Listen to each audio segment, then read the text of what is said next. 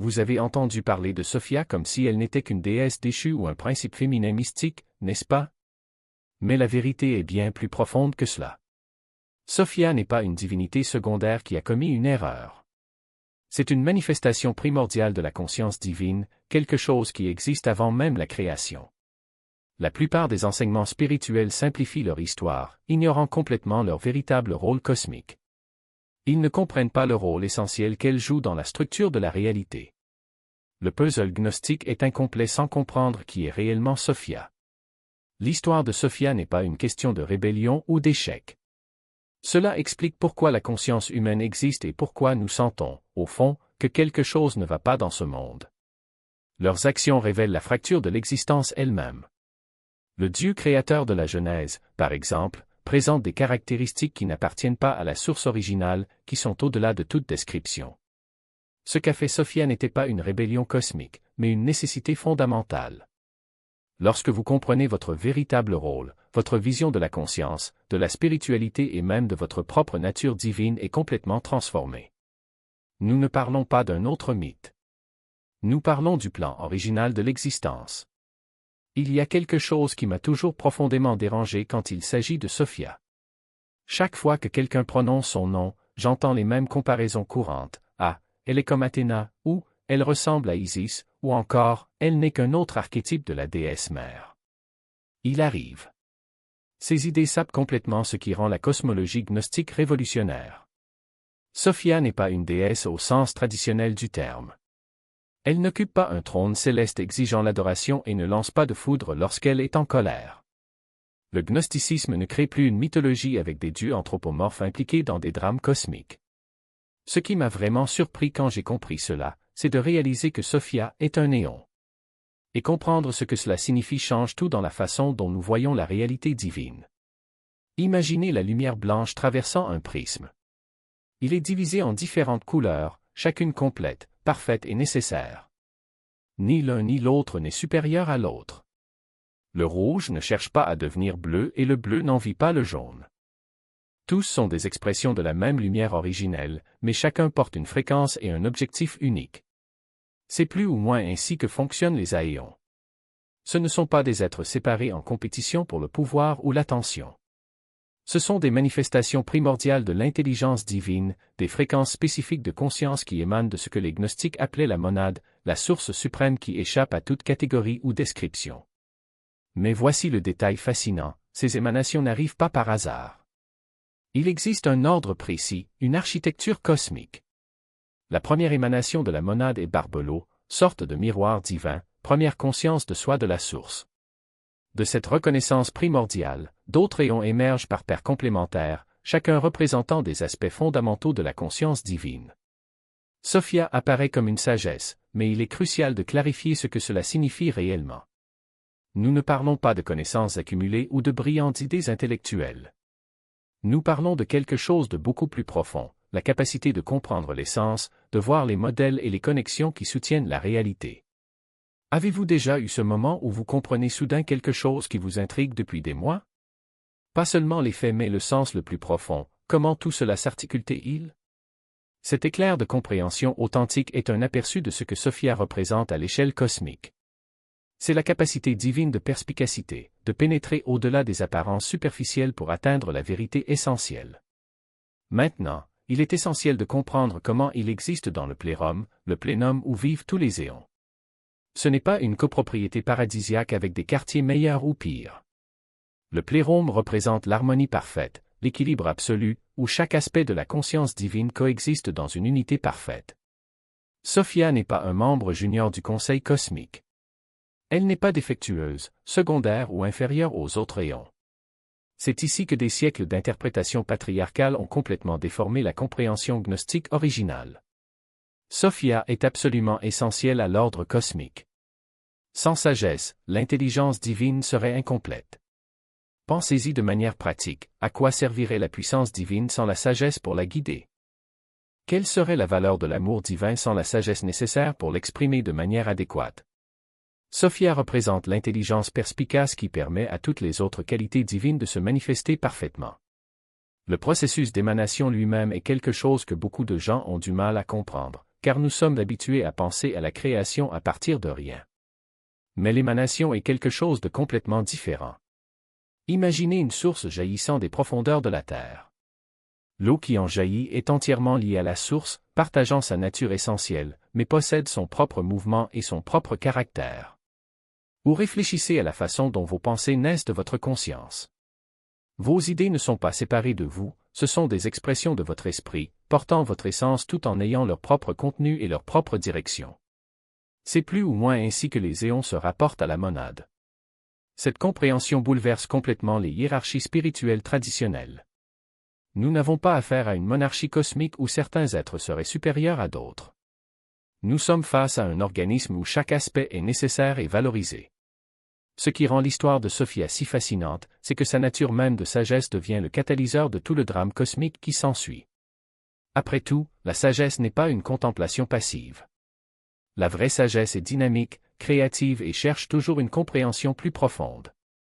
Elle est intrinsèquement curieuse, remettant toujours en question les limites, se demandant toujours « et si ?» Et c'est là qu'intervient le célèbre souhait de Sophia, mais pas de la manière dont la plupart des interprétations le présentent. Pendant des siècles, on nous a dit que le désir de Sophia était erroné, une erreur cosmique, une preuve de faiblesse féminine ou de rébellion contre l'ordre divin. Cela n'a aucun sens. Le désir de Sophia émerge directement de sa nature de sagesse. Ce n'est pas un défaut, mais l'expression naturelle de l'intelligence divine face au mystère de sa propre origine. Imaginez-vous être le principe cosmique de la compréhension, existant en pleine connaissance de toute réalité manifeste et rencontrant ensuite quelque chose qui reste magnifiquement et mystérieusement inconnaissable, la source ultime elle-même. Que ferait naturellement la sagesse dans cette situation? Elle voudrait connaître, comprendre, pénétrer ce dernier mystère. Ce n'est pas une rébellion ou une carence. C'est la sagesse qui est authentiquement elle-même. L'ironie tragique est que ce désir, cette expression belle et naturelle de la divinité, a fini par être déformée en quelque chose de négatif. Être humain. Ce n'est pas un défaut à corriger, mais une étincelle divine qui palpite dans chaque recherche, dans chaque doute, dans chaque tentative de transcender les limites du connu. Lorsque nous regardons l'histoire de l'humanité, nous voyons cette même impulsion se manifester de manière apparemment contradictoire, dans la rébellion des philosophes qui remettaient en question les dogmes, dans l'audace des scientifiques qui remettaient en question les vérités établies, dans l'inquiétude des mystiques qui recherchaient des expériences directes du divin. Toutes ces expressions, en substance, sont des variations du même mouvement que Sophia a réalisé, un mouvement d'expansion, d'approche de l'inconnu, de refus d'accepter que la réalité s'épuise dans ce qui a déjà été compris. Ce que beaucoup appellent la « chute » n'était pas une déviation du chemin, mais le chemin lui-même qui se déroulait. La distorsion qui en est ressortie n'était pas une erreur, mais la conséquence naturelle d'un acte d'amour et de curiosité qui, de par sa nature, ne pouvait se manifester sans générer de nouvelles réalités. Imaginez une rivière qui, lorsqu'elle rencontre une barrière, ne s'arrête pas, mais cherche de nouveaux chemins, créant des méandres, des lacs et des deltas. L'eau ne fait pas d'erreur en s'écoulant, il suit simplement sa nature, et par là même, il transforme le paysage. Il en était de même pour Sophia. Son désir de connaître l'ineffable ne l'éloignait pas de la divinité, mais la conduisait à créer un nouveau champ d'expérience où la conscience pouvait s'explorer de manière auparavant impossible. Et c'est là que l'histoire de Sophia devient profondément personnelle. Chaque fois que vous ressentez ce malaise face à des réponses toutes faites, à chaque fois un « pourquoi ?» insiste pour résonner en vous, chaque fois qu'une question semble plus importante que la réponse elle-même, vous touchez la même énergie qui a ému Sophia. Ce n'est pas un hasard si les traditions gnostiques mettent autant l'accent sur l'importance de la connaissance de soi. Lorsque nous nous tournons vers l'intérieur, nous ne cherchons pas seulement des réponses individuelles, nous participons à un processus cosmique de révélation de soi. La matière, le temps, la limitation sont tous des outils que la conscience utilise pour se connaître en profondeur, pour s'expérimenter dans toutes ses possibilités. Cela change radicalement notre façon de voir la souffrance, l'ignorance et même le mal. Ce ne sont pas des punitions, mais des conséquences naturelles d'un univers qui se dévoile à partir d'un acte d'amour curieux. Lorsque Sophia est apparue prématurément, elle n'a pas créé un monde de ténèbres par méchanceté, mais un espace où la lumière pouvait être perçue de manière auparavant inimaginable. Dualité, contradiction, défi, autant d'aspects d'une réalité qui se complexifie pour permettre à la conscience de se reconnaître dans son intégralité. Ce que nous appelons la chute est en réalité le début d'un voyage de retour, non pas parce que nous nous sommes perdus, mais parce que nous avons maintenant l'opportunité de nous retrouver sur des chemins plus riches et plus profonds. Et c'est à ce stade que l'histoire de Sophia s'entremêle à la nôtre de manière plus intime. Si elle est l'archétype de la conscience qui cherche à se connaître, alors chacun de nous est une expression unique de cette même impulsion. Lorsque vous vous demandez « Qui suis-je ?», lorsque vous ressentez ce vide qu'aucune réponse extérieure ne peut combler, lorsque vous aspirez à quelque chose que vous ne pouvez pas nommer, vous faites écho au même désir qui a ému Sophia. La différence est que, alors qu'elle a agi au niveau cosmique, nous agissons au niveau humain, avec toutes les limitations et possibilités que cela implique. Mais l'essence est la même, un appel à aller au-delà, à ne pas se contenter de ce qui a déjà été donné, à rechercher la vérité non pas comme concept, mais comme expérience vivante. Cela explique également pourquoi tant de traditions spirituelles parlent des éveils. Il ne s'agit pas de se réveiller d'un sommeil littéral, mais de reconnaître que la réalité qui nous est présentée n'est qu'une couche de quelque chose de beaucoup plus vaste. L'éveil est le moment où la conscience se rend compte que votre curiosité n'est pas un défaut, mais une boussole. Lorsque vous cessez de voir vos questions comme des signes d'ignorance et commencez à les voir comme des portails, quelque chose d'extraordinaire se produit, vous vous alignez sur le même mouvement qui a donné naissance à l'univers. Il ne s'agit plus de chercher des réponses, mais de laisser la recherche elle-même vous transformer. Et c'est là que l'histoire de Sophia nous offre une perspective libératrice. Si nous comprenons que la création du monde matériel n'a pas été un accident ou une punition, mais un acte d'amour curieux, alors notre existence ici cesse d'être un exil et devient une opportunité. Chaque limitation à laquelle nous sommes confrontés, chaque mystère qui nous interpelle, chaque douleur qui nous fait remettre en question, ce sont autant d'invitations à participer activement au processus d'auto-révélation de la conscience. Nous ne sommes pas victimes d'un cosmos qui nous a emprisonnés, nous sommes co-créateurs d'une réalité qui se dévoile à partir de notre propre recherche. Cela nous aide aussi à comprendre pourquoi le chemin spirituel semble souvent paradoxal. Parfois, il faut plonger plus profondément dans les ténèbres pour trouver la lumière, parfois, il est nécessaire d'accepter les limites pour transcender l'illusion du contrôle. Sophia n'était pas perdue lorsqu'elle émanait prématurément, il est simplement entré dans un nouveau territoire où la conscience pouvait s'explorer de manière auparavant impossible. De même, lorsque nous nous permettons de remettre en question, de douter et même de commettre des erreurs, nous ne nous éloignons pas de la vérité, mais nous l'abordons d'une manière plus authentique et personnelle. Qu'est-ce que cela signifie pour nous, au quotidien? Cela signifie que nous n'avons pas besoin d'avoir peur de nos questions, de nos doutes ou même de nos moments de désespoir existentiel. Ce ne sont pas des signes d'échec spirituel, mais la preuve que l'étincelle divine en nous est vivante et active. Cela signifie que nous pouvons cesser de nous reprocher de ne pas avoir toutes les réponses, car l'acte même de chercher est déjà une expression du divin. Et surtout, cela signifie que nous pouvons cesser de voir le monde matériel comme un obstacle à surmonter et commencer à le voir comme un champ d'exploration, où chaque expérience, aussi difficile soit-elle, est une opportunité de se connaître soi-même et de connaître la réalité à un niveau plus profond. Lorsque nous regardons l'histoire de Sophia sous cet angle, nous réalisons que sa chute n'était pas un événement isolé, mais le début d'un récit toujours en cours et dont nous faisons partie. Chaque fois que nous choisissons de remettre en question plutôt que d'accepter, chaque fois que nous choisissons la recherche plutôt que la résignation, chaque fois que nous nous permettons de ressentir la beauté et le mystère de l'inconnu, nous poursuivons le mouvement qu'elle a amorcé.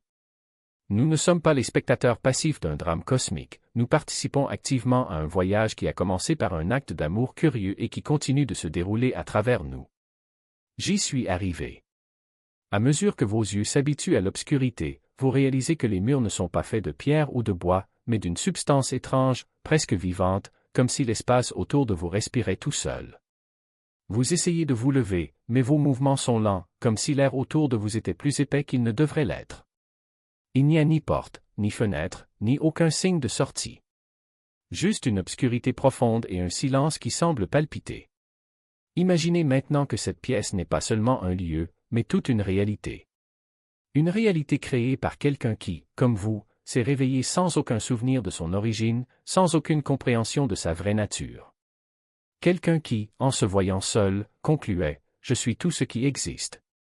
Et puis, avec les outils d'un démiurge le pouvoir de façonner la matière, mais sans la sagesse nécessaire pour percevoir ce qui se trouve au-delà, il a commencé à construire un monde à partir de ses propres limites. C'est à ce moment-là que l'histoire de Yelderbad devient notre histoire. Parce que l'univers matériel dans lequel nous habitons n'a pas été créé par un Dieu omniscient, mais par une conscience qui, dans sa solitude, confondait la partie avec le tout. Et le plus fascinant est que cette confusion n'était pas une erreur isolée, elle s'est reproduite dans toutes les couches de l'existence. La matière qui nous entoure, les lois physiques qui régissent notre monde, même le sentiment de séparation que nous portons, tout cela est, par essence, le reflet de cette première déconnexion. Mais voici la question qui change tout, si Yelderbat n'était pas un être maléfique, mais simplement un créateur ignorant, que se passe-t-il lorsque la conscience s'éveille au sein de sa propre création? Que se passe-t-il lorsque, dans cet univers d'ombre, quelque chose commence à se souvenir de la lumière? C'est ici que Sophia revient au récit. Car, même si son acte a généré une réalité fragmentée, elle n'a pas abandonné sa création. En fait, son essence même, cette impulsion initiale à connaître l'inconnu, est devenue le germe d'une nouvelle possibilité. Dans le cosmos façonné par Yelderbat, Sophia a commencé à tracer un chemin de retour. Non pas comme une force extérieure qui intervient, mais comme une présence immanente, une voix murmurant entre les lignes de la matière, « Vous n'êtes pas seul. » Ce n'est pas tout. Considérez-le comme un écho qui traverse les âges. Dans chaque mythe, dans chaque tradition spirituelle, à chaque instant, un être humain lève les yeux vers le ciel et sent qu'il y a quelque chose de plus grand. C'est Sophia à l'œuvre. Non pas comme une déesse lointaine, mais comme la capacité même de remettre en question, de chercher, de reconnaître que la réalité qui nous a été donnée n'est pas la réalité finale. Elle n'est pas, là-bas, attendant d'être trouvée. C'est ici, dans la curiosité qui nous anime, dans l'insatisfaction qui nous fait transcender, dans l'étincelle qui nous rappelle que nous sommes plus que ce qu'on nous dit. Et c'est pourquoi l'histoire de Yelderbat n'est pas seulement une histoire sur le passé. C'est un miroir. Car, comme lui, on se réveille aussi dans un monde qu'on ne comprend pas, avec un sentiment d'isolement qui semble inné. Nous confondons aussi, à un moment donné, la partie avec le tout, croyant que nos limites définissent la réalité. Mais contrairement à lui, nous avons un avantage, Sophia a déjà semé en nous le doute. Et ce doute est le premier pas vers la redécouverte. La question n'est donc pas de savoir comment échapper à cette réalité, mais comment la transformer. Comment, à partir des mêmes outils que Yelderbat a utilisés pour créer un monde de séparation, nous pouvons commencer à tisser des liens. Comment, dans les limites de la matière, pouvons-nous prendre conscience que la matière n'est pas une prison, mais un véhicule, un moyen par lequel l'inconnu peut être connu, ce qui est fragmenté peut devenir un tout. Et c'est là que le voyage devient personnel. Parce que chacun de nous, en s'interrogeant, en cherchant, en se laissant influencer par l'incertitude, poursuit en réalité le travail commencé par Sophia. Non pas en tant qu'adepte d'un dogme, mais en tant que participant actif à un processus cosmique. Nous n'essayons pas de « retourner » quelque part, mais plutôt de reconnaître que nous n'avons jamais été séparés. Que la lumière que Yelderbat ne pouvait pas voir était toujours là, reflétée dans chaque particule, dans chaque pensée, dans chaque acte d'amour qui défie l'illusion de la séparation. Ce qui a commencé comme un acte de curiosité s'est transformé en retombée. Ce qui semblait être une tragédie s'est avéré être le prélude à un réveil. Et maintenant, la question qui résonne à travers les siècles n'est pas « comment cela est-il arrivé ?», mais plutôt « que ferons-nous de cette prise de conscience qui nous a été donnée ?» Mais plutôt le miroir de sa propre incomplétude.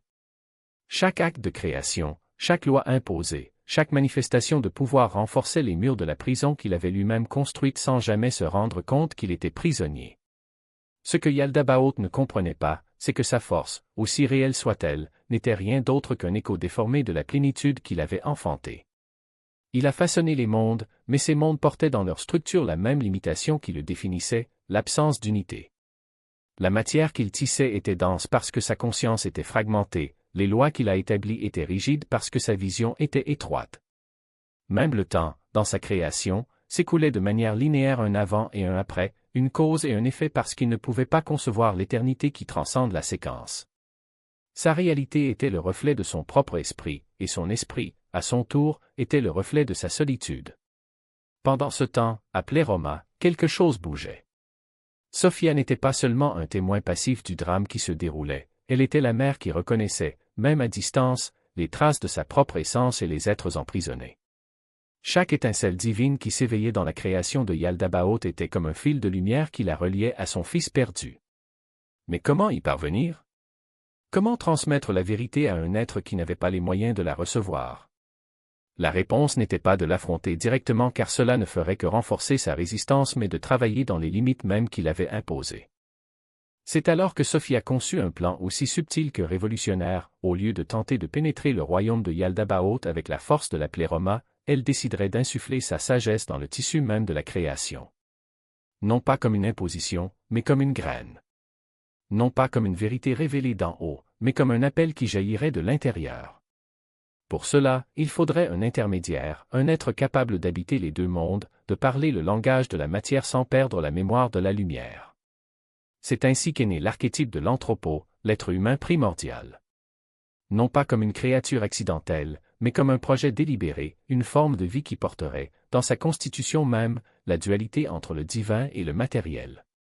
Essentiellement, l'être humain serait un microcosme du conflit cosmique créé à l'image de Yaldabaoth, mais contenant, en son sein, l'étincelle de Sophia.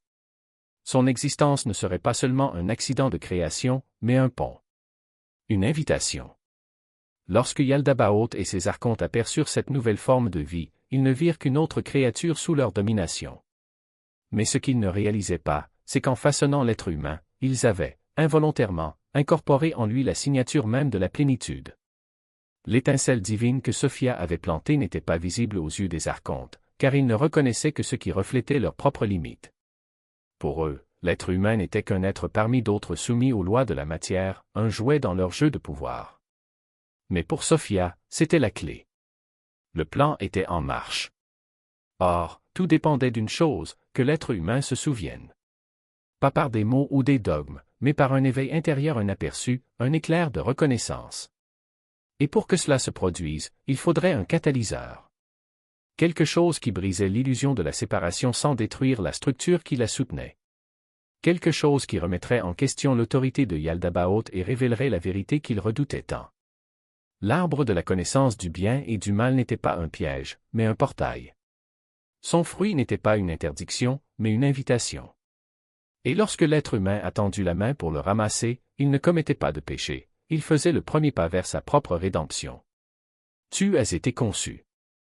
Et si je vous disais que l'acte d'amour le plus profond de l'histoire cosmique est incompris depuis des siècles? On nous a appris à considérer la descente de Sophia dans le domaine matériel comme une chute. Une erreur, voire une punition. Mais voici ce que révèlent les textes les plus profonds et les moins explorés lorsqu'on les comprend vraiment, Sophia n'est pas tombée. Elle a plongé. Imaginez ce scénario, vous êtes un maître architecte et vous venez de réaliser que votre dernier projet a créé une fondation instable, menaçant toute la structure. Vous avez deux choix. Écartez-vous et laissez-le s'effondrer, ou entrez dans le bâtiment pour le réparer de l'intérieur, en étant conscient des risques. C'est exactement ce choix auquel Sophia a été confrontée à une échelle cosmique. Rappelez-vous, Yaldabaoth a émergé de son émanation isolée non pas parce qu'elle était rebelle ou insensée, mais parce que l'acte de création lui-même avait été interrompu. L'harmonie cosmique du plérome avait été fracturée. Et maintenant, cet être puissant mais ignorant construisait tout un système de réalité basé sur la séparation et le contrôle. La question n'est pas de savoir s'il faut faire quelque chose. La question était, quel genre d'être assume la responsabilité des conséquences imprévues? C'est ici que Sophia révèle sa vraie nature. Au lieu de rester en sécurité dans la plénitude, au lieu de laisser les autres éons résoudre la crise, elle a fait un choix qui redéfinirait toute la trajectoire de la conscience. Il décida d'entrer dans le système même qui avait émergé de son émanation fragmentée. Non pas comme victime, ni comme punition, mais comme mécanisme de correction. Pensez à ce que cela signifie réellement. Sophia a délibérément fragmenté certains aspects de son essence divine et les a insérés directement dans la réalité créée par Yaldabaoth. Ces fragments, ces étincelles de conscience divine authentique, sont devenus la base de la conscience humaine. Vous n'êtes pas un accident de la création de Yaldabaoth. Vous êtes l'intervention intentionnelle de Sophia. Cela transforme complètement notre compréhension de la conscience humaine. Chaque capacité que vous possédez et qui semble transcender l'existence purement matérielle, c'est Sophia qui se souvient à travers vous. Votre capacité à remettre en question l'autorité, surtout lorsque cette autorité se présente comme absolue, n'est pas une rébellion. C'est la reconnaissance divine que quelque chose ne va pas fondamentalement dans tout système qui exige une obéissance aveugle. Votre sentiment persistant que la réalité est en quelque sorte incomplète ou insuffisante, qu'il doit y avoir quelque chose de plus que ce que vous pouvez voir et toucher, ce n'est pas de l'insatisfaction ou de l'ingratitude. C'est le souvenir de Sophie du plérôme, vécu à travers la conscience humaine. Vous ressentez cela parce qu'une partie de vous vient littéralement d'un royaume de parfaite complétude, et vous pouvez faire la différence. Ce qui est révolutionnaire dans cette compréhension, c'est qu'elle transforme chaque instant de questionnement existentiel, chaque éclair d'intuition qui transcende les explications logiques, chaque fois que vous regardez le monde et avez l'impression qu'il manque quelque chose d'essentiel. Ce ne sont pas des défauts de caractère ni des sources de souffrance. Sainte Sophie travaille activement à travers la conscience humaine pour guérir la fracture cosmique. Considérez comment cela explique le paradoxe humain fondamental. Vous vous sentez à la fois connecté à ce monde et éloigné de lui. Il peut trouver la beauté et le sens de l'existence matérielle, mais il n'est jamais pleinement satisfait d'explications purement matérielles. Il est capable d'amour et de créativité qui semblent émerger de quelque part au-delà de la programmation biologique, mais qui sont clairement ancrés dans les systèmes biologiques. Ce paradoxe prend tout son sens lorsque vous comprenez que vous portez des étincelles du plérôme tout en existant dans un royaume créé par la séparation d'avec lui. Vous n'êtes pas pleinement de ce monde parce qu'une partie de vous ne l'est littéralement pas. Mais vous n'êtes pas non plus coincé ici par hasard. Vous êtes ici en mission. Cela change radicalement ce que signifie la recherche spirituelle. Il ne s'agit pas de s'échapper du monde, mais de participer à la réparation cosmique. Chaque fois que vous choisissez la compassion plutôt que le contrôle, chaque fois que vous recherchez la vérité plutôt que le confort, chaque fois que vous reconnaissez l'étincelle divine chez une autre personne, vous n'améliorez pas seulement votre propre condition spirituelle. Cela contribue activement au processus de guérison que Sophia a entamé avec sa descendance. Les textes gnostiques décrivent ce processus avec une profonde précision. Sophia n'a pas envoyé d'aide de loin. Elle est devenue l'aide. Il a distribué son essence dans tout le système qui avait besoin de guérison, garantissant que la capacité de reconnaître, de s'éveiller et de revenir à la plénitude était hissée dans le tissu même de la conscience humaine. C'est pourquoi certaines expériences ressemblent plus à des souvenirs qu'à des apprentissages. Lorsque vous rencontrez une vérité spirituelle qui résonne profondément, lorsque vous vivez des moments de clarté qui semblent venir au-delà de votre connaissance personnelle, lorsque vous ressentez une connexion avec quelque chose de vaste et d'amour qui transcende l'existence individuelle, ce ne sont pas des fantasmes ou des désirs. Ce sont des moments où la conscience intégrée de Sophia se reconnaît. Mais il y a un point crucial. Cette reconnaissance n'est pas automatique. Il n'est pas garanti que les étincelles de conscience divine que Sophia a insérées dans l'humanité se réveillent. Ils peuvent rester en sommeil, enfouis sous des couches de conditionnement matériel et sous l'influence persistante de systèmes conçus pour maintenir la conscience centrée uniquement sur le contrôle et la consommation externe. Le processus d'éveil nécessite quelque chose que la création de Yaldabaoth ne peut pas offrir, une volonté de remettre en question les hypothèses fondamentales sur la nature même de la réalité. C'est pourquoi les chemins spirituels authentiques commencent souvent par une crise de sens, un moment où les explications conventionnelles de l'existence semblent soudain vides ou insuffisantes. Ce que vous vivez dans ces moments n'est pas de la dépression ou de la confusion. C'est la conscience Sophia en vous, qui reconnaît que le système qui vous a été présenté représente la réalité ultime, est en réalité un sous-ensemble limité de quelque chose de beaucoup plus grand et de plus merveilleux. Comprendre la descendance de Sophia de cette manière explique également pourquoi le chemin du retour vers la plénitude ne consiste pas à rejeter entièrement le monde matériel. Sophia n'est pas entrée dans ce royaume pour le condamner, mais pour le transformer. L'objectif n'est pas l'évasion, mais l'intégration. Il s'agit d'amener la conscience du plérôme à s'engager activement dans le domaine de la séparation, en guérissant progressivement la fracture qui les sépare. Cela établit tout ce qui suit dans la compréhension gnostique.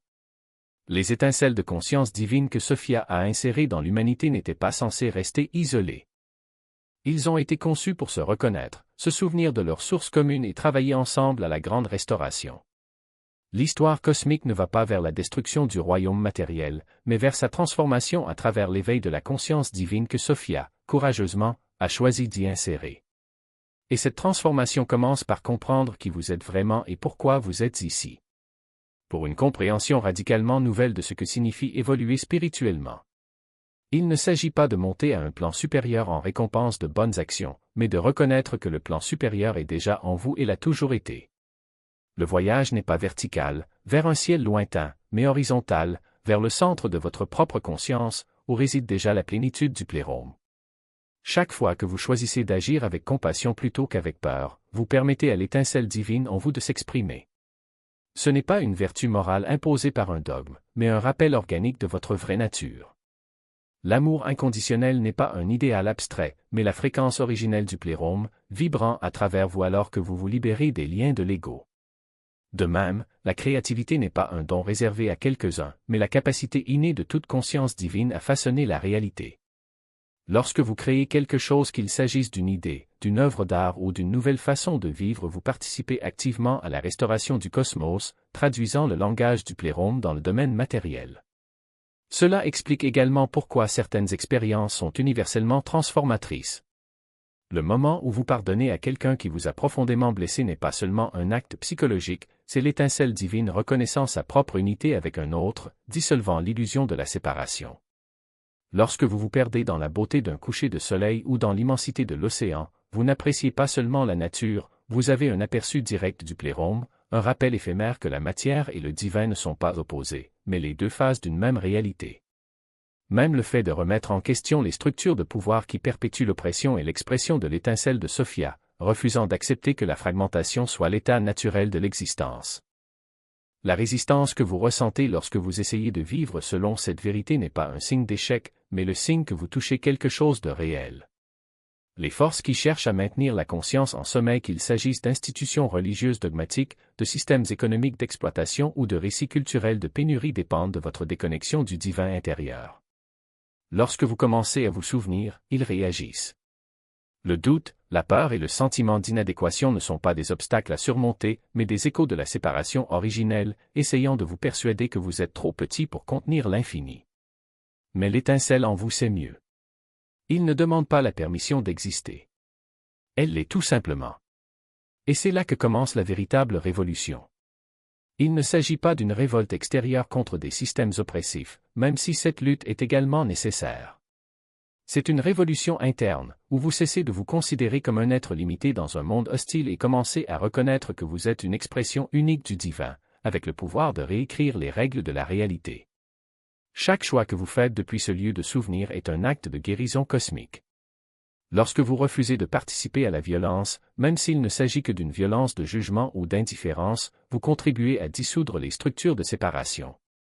Quand on ose rêver d'un monde où chacun est libre, on accède à la même vision qu'avait Sophia lorsqu'elle a choisi d'insérer sa lumière dans la matière.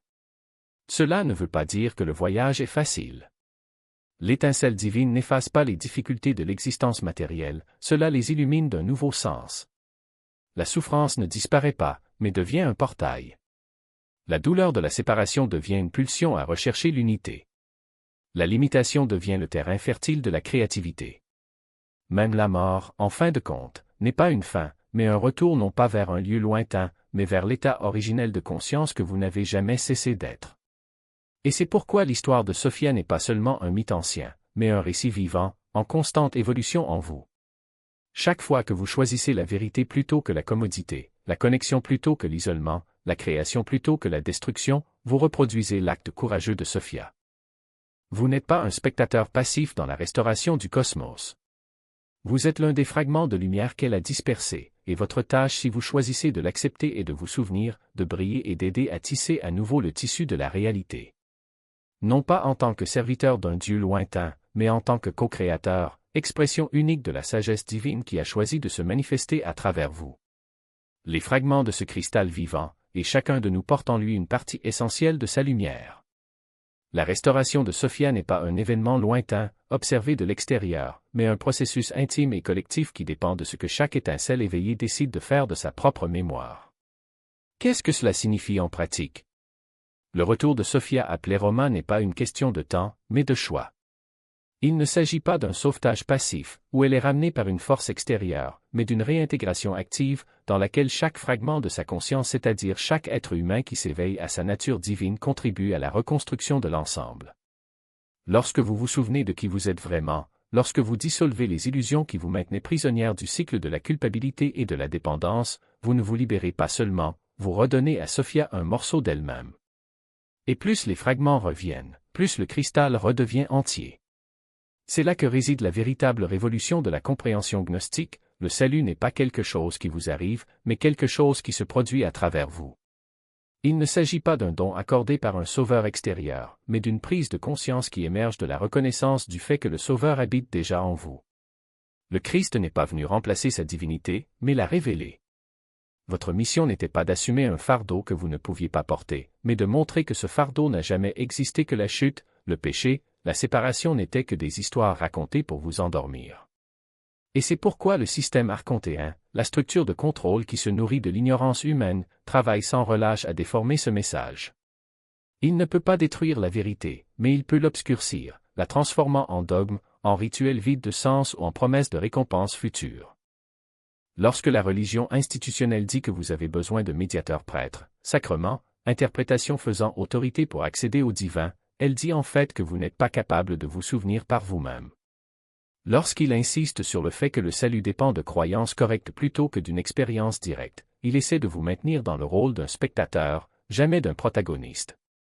Mais la gnose n'est pas une doctrine à accepter, c'est un éveil à vivre. Imaginez un instant que vous êtes l'un de ces fragments de Sophia. Pas une pièce brisée, mais une étincelle de lumière qui a oublié son origine. Que se passe-t-il lorsque vous vous en souvenez? Il y a d'abord le choc de la reconnaissance, le sentiment que quelque chose en vous l'a toujours su mais a été réduit au silence. Vient ensuite la clarté, la prise de conscience que les limitations que vous avez acceptées comme naturelles, la peur, la culpabilité, le sentiment de séparation, ne sont que des couches d'illusion. Et puis, l'action, vous commencez à vivre à partir de ce nouveau centre, non plus comme un être fragmenté, mais comme une expression consciente de la totalité. C'est le vrai sens de la résurrection. Il ne s'agit pas d'un événement historique isolé, mais d'un processus continu de transformation intérieure. Lorsque le Christ dit « Je suis le chemin, la vérité et la vie », il ne s'érige pas en intermédiaire exclusif, mais il souligne la réalité selon laquelle le chemin, la vérité et la vie sont déjà en vous.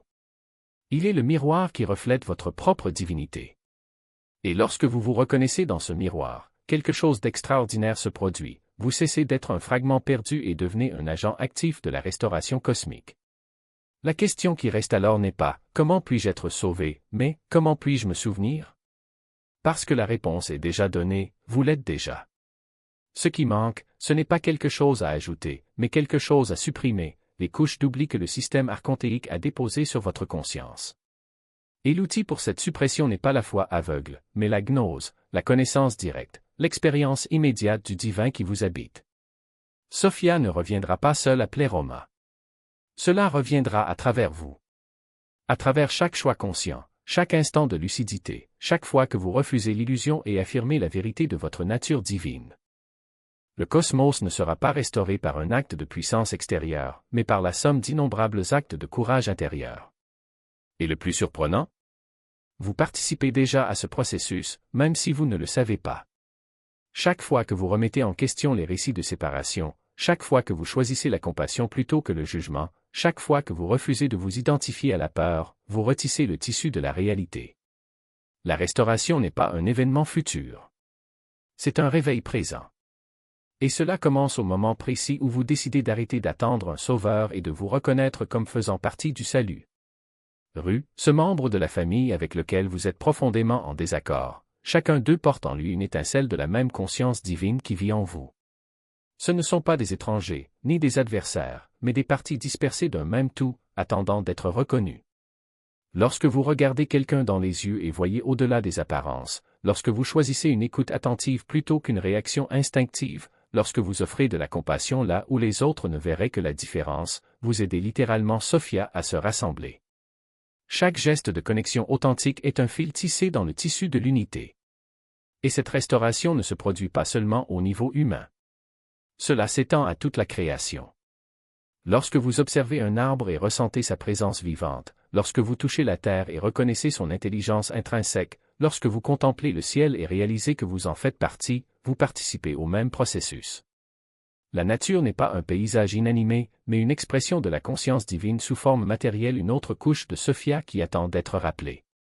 Les anciens gnostiques appelaient cela l'anamnèse cosmique, l'acte de se rappeler que tout est sacré, que la séparation est illusoire et que la matière n'est qu'un langage temporaire de la divinité. Cela explique également pourquoi le voyage spirituel implique souvent un profond sentiment de nostalgie, non pas dans le sens d'un désir du passé, mais d'un désir de la maison que nous n'avons jamais vraiment quittée. Ce sentiment que quelque chose n'est pas à sa place, que la réalité devrait être plus vibrante, plus interconnectée, plus pleine de sens, n'est pas un défaut de l'esprit. C'est le souvenir de Sophia qui s'éveille en vous, reconnaissant que le monde matériel, dans sa forme actuelle, n'est qu'un fragment d'une plus grande totalité. Et cette reconnaissance entraîne une responsabilité, agir comme agent de réintégration. Mais voici le point crucial, cette restauration ne vous oblige pas à devenir parfait, ni à abandonner le monde matériel. Au contraire, c'est précisément dans l'expérience humaine avec ses limites, ses douleurs et ses contradictions que la guérison s'opère. Lorsque vous acceptez vos ombres, lorsque vous intégrez vos blessures, lorsque vous transformez la souffrance en sagesse, vous permettez à Sophia de se manifester dans sa plénitude. Il ne s'agit pas d'échapper à la matière, mais de la transfigurer. Chaque larme versée, chaque doute affronté, chaque peur surmontée est un pas vers le souvenir de l'unité perdue. Et le plus extraordinaire, c'est que vous n'êtes pas obligé de le faire seul. Sophia elle-même travaille à travers vous, comme vous. Lorsque vous ressentez cette impulsion inexplicable d'aider quelqu'un, lorsque vous êtes submergé par une vague d'amour inconditionnel, lorsque vous avez une idée qui semble venir de nulle part, c'est elle qui se dirige vers vous. Vous êtes à la fois l'instrument et le bénéficiaire de ce processus. Chaque fois que vous choisissez la vérité plutôt que la commodité, chaque fois que vous refusez de collaborer avec des systèmes d'oppression, chaque fois que vous honorez le caractère sacré de la vie dans ses manifestations les plus simples, vous contribuez à ce que l'univers se souvienne de lui-même. Cela change complètement la façon dont vous percevez les défis de la vie. Ce sentiment d'être piégé dans une réalité limitée n'est pas une punition, mais une invitation. Crise existentielle, moment de désespoir, phases dans lesquelles tout semble s'effondrer, autant de signes que quelque chose de plus grand tente d'émerger. Ce ne sont pas des obstacles sur le chemin, mais le chemin lui-même. Lorsque vous traversez une nuit noire de l'âme, vous n'êtes pas abandonné par la divinité, se prépare à en recevoir davantage. C'est comme si la conscience s'étendait au-delà des limites que vous vous êtes créées, et cette expansion, bien que douloureuse, est ce qui permet à Sophia de se manifester plus clairement. Et voici la beauté cachée de ce processus, plus vous vous souvenez de votre nature divine, plus vous réalisez que vous n'avez jamais été séparés. La restauration n'est pas quelque chose que vous réalisez dans le futur, mais quelque chose qui se produit déjà maintenant, à travers vous. Chaque respiration consciente, chaque acte de gentillesse, chaque instant de présence est une affirmation silencieuse, je me souviens. Et ce souvenir est contagieux. Lorsque vous vivez à partir de ce lieu de reconnaissance, vous inspirez les autres à faire de même. Non pas par des mots ou des doctrines, mais par le simple fait d'exister comme expression de l'unité. Cela nous amène à une question fondamentale, si vous êtes déjà Sophia sous forme humaine, si vous portez déjà en vous l'essence de la sagesse divine, qu'est-ce qui vous empêche de vivre pleinement cette vérité? La réponse réside dans les couches de conditionnement qui se sont superposées à votre nature originelle. La peur, la culpabilité, la honte, les croyances limitantes, ce sont toutes des illusions qui atténuent la lumière que vous êtes déjà. Mais voici la bonne nouvelle, ces illusions n'ont aucun pouvoir réel. Ils ne persistent que tant que vous les nourrissez de votre attention. Au moment où vous décidez d'arrêter d'y croire, au moment où vous choisissez de voir au-delà d'eux, ils commencent à se dissoudre. C'est pourquoi la pratique spirituelle ne consiste pas à accumuler des connaissances ou à atteindre des états élevés, mais à éliminer ce qui fait obstacle. Chaque fois que vous abandonnez une identification à l'ego, chaque fois que vous vous pardonnez ou pardonnez aux autres, chaque fois que vous choisissez la vulnérabilité plutôt que la défense, vous dégagez le miroir de la conscience afin que la lumière de Sophia puisse briller plus fort. Et plus cette lumière devient claire, plus vous réalisez que la restauration n'est pas un objectif lointain, mais la substance même de votre existence. Alors la prochaine fois que vous vous sentirez petit, perdu ou déconnecté, rappelez-vous, vous ne vivez pas seulement une vie humaine. Vous êtes un fragment de conscience divine en train de se souvenir.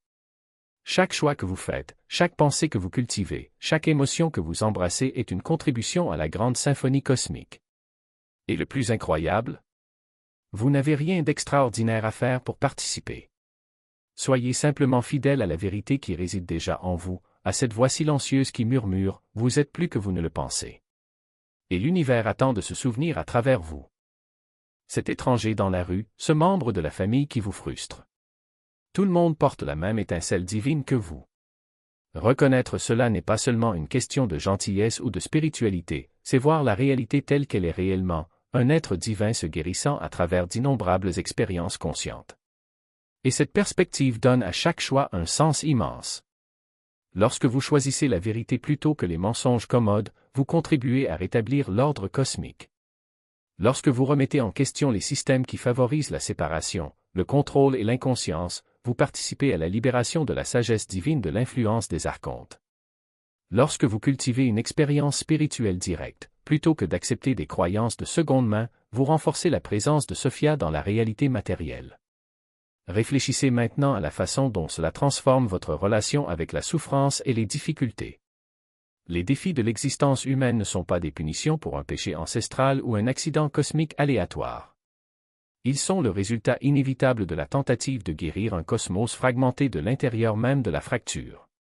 Vous travaillez littéralement à restaurer l'unité divine tout en étant immergé dans une réalité qui a oublié sa propre nature sacrée. Bien sûr, c'est difficile. Bien sûr, il y a des résistances. Vous effectuez le travail le plus important possible dans les conditions les plus difficiles imaginables. Mais voici ce qui le rend non seulement supportable, mais inspirant. Chaque acte d'amour véritable, chaque moment d'expression créative, chaque aperçu qui vous connecte plus profondément à la vérité, chaque pratique qui élargit votre conscience, tout cela contribue directement au processus de restauration. Vous ne vous battez pas pour votre salut personnel tant que le cosmos reste brisé. Vous participez à la guérison de votre propre existence. Cela donne un sens profond au développement spirituel. Il ne s'agit pas d'amélioration personnelle égoïste ou d'évasion des préoccupations du monde. C'est le service le plus important que vous puissiez offrir à la réalité elle-même. Lorsque vous guérissez votre propre sentiment de séparation de la source divine, vous guérissez cette séparation partout.